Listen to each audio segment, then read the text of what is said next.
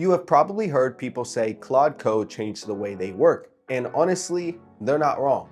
But most people are still using it completely stock. And that's fine. Stock is already great, but plugins are what take it to the next level. Think of it like a car.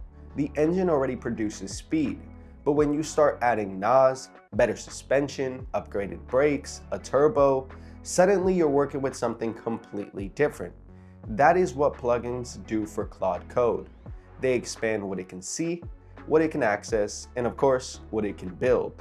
So in this video, I'm going to walk you through the top 10 plugins worth installing right now. 5 from the official Anthropic marketplace, and 5 from the community that you need to know about. Let's get into it.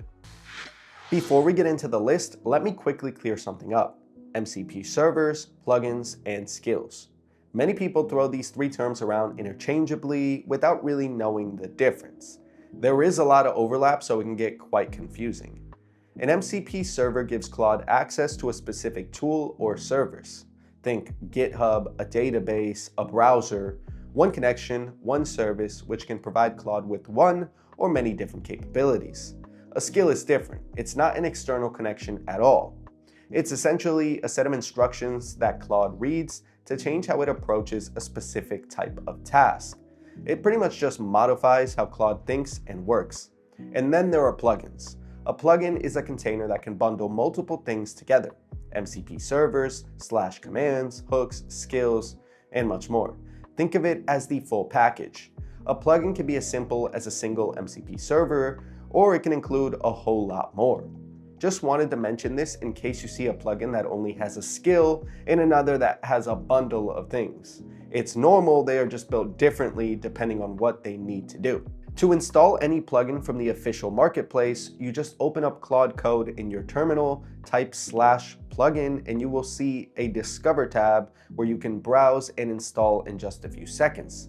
For the ones outside of the official marketplace, you will need to head to the plugin's official GitHub repo, but it's usually just one command and done in just a few seconds. Now, the first plugin I want to mention is one of my personal favorites and most used, and that is Context 7.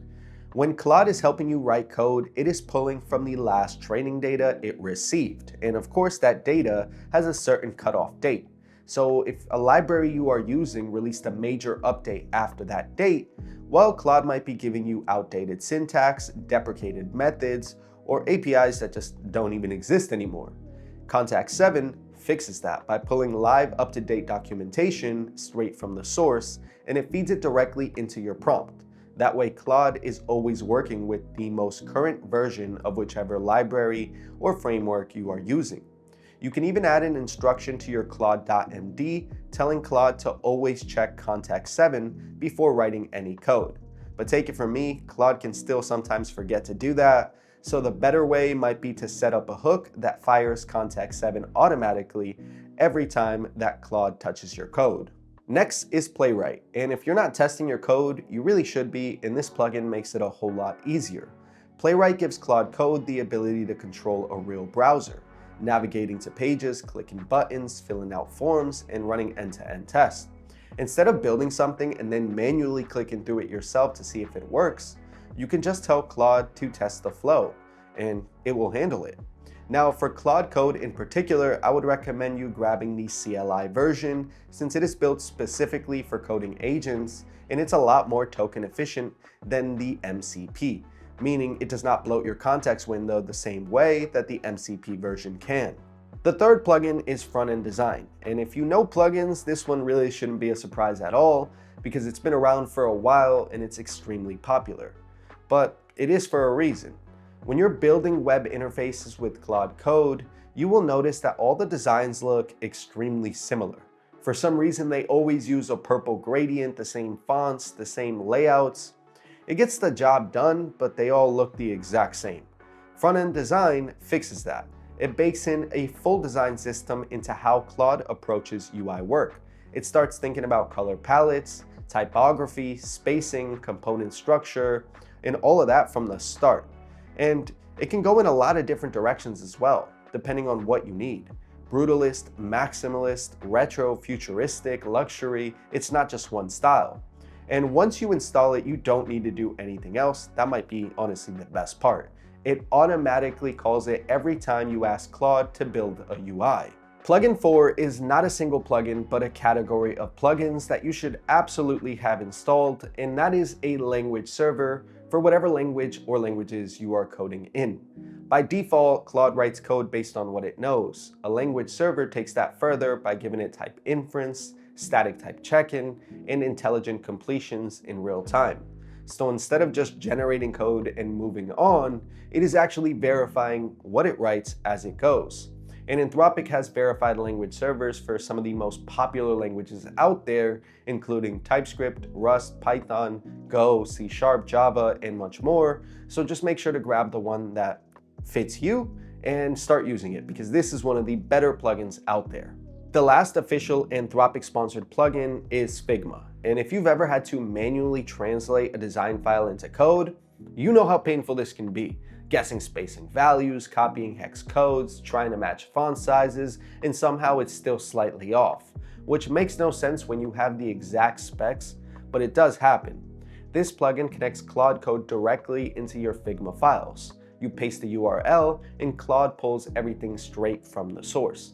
Layouts, colors, typography, all of it. No guessing and no back and forth. There is also a / command called Code Connect Component that maps your existing Figma components to your actual code base. For example, if your project already has a button component, Claude will reach for that instead of building a new one. So if you're working with any designer or even a product team, make sure you have this one installed. Now let's talk community plugins. These are the ones that you won't find on the official Anthropic site, and the first one is called Impeccable. This is another UI-focused plugin, and it gives Claude a proper design framework to work within. 23 / commands, and 46 built-in rules that catch bad design patterns before they make it into your code. They actually have a great web page where you can see what each of the commands do by just moving a slider. Now, what makes this one different is the setup flow.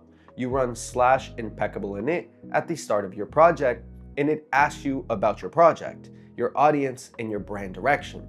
From that point forward, every command that runs is informed by that same context. And there is a design hook that runs automatically every time Claude edits a UI file, so it catches issues in real time as well. This plugin is so good that GitHub recently decided to integrate it into Copilot. The next one has one of the best descriptions I have seen for a plugin. They literally position it as the lazy senior developer, the dev that may be lazy but can refactor your code with his eyes closed. Now, Claude left to its own devices will overbuild every single time. You ask for something simple and it will install a library, write a wrapper, add a config file, and who knows what else. Ponytail fixes that. Before writing anything, it runs through a simple checklist. Does this even need to exist? Is it already in the code base? Does the standard library handle it? Only if none of those apply does it actually write new code.